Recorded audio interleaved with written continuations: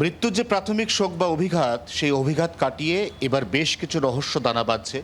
এক এক করে সেই রহস্যগুলো দর্শকদের বোঝার সুবিধার জন্য যদি বলা হয়, তাহলে প্রথম রহস্য ৩ রকমের বিবৃতি বা বয়ান। প্রোডাকশন ইউনিটের একটা বড় অংশের দাবি, গোটা শুটিং পর্ব শেষ হয়ে গিয়েছিল।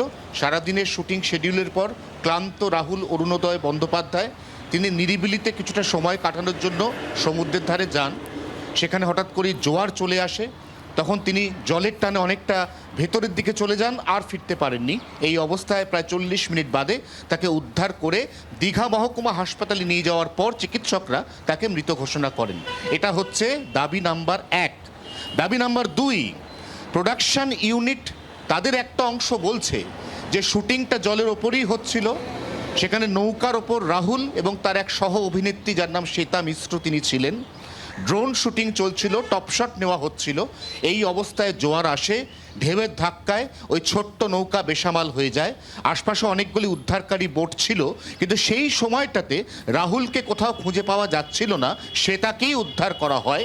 বেশ কিছুক্ষণ বাদে রাহুলকে যতক্ষণে উদ্ধার করা হয় ততক্ষণে তার অনেকটাই অবস্থার অবনতি ঘটেছে। এই অবস্থায় দীঘা মহকুমা হাসপাতালে নিয়ে গেলে চিকিৎসকরা তাকে মৃত বলে ঘোষণা করেন। দাবি নাম্বার ৩, সহ অভিনেত্রী নিজে তিনি বলছেন তিনি এবং রাহুল অরুণোদয় বন্দ্যোপাধ্যায় তারা একসঙ্গে শুটিং করছিলেন, দুজনেই পড়ে গেছিলেন। তিনি ঠিক আছেন, রাহুল দা কোথায়?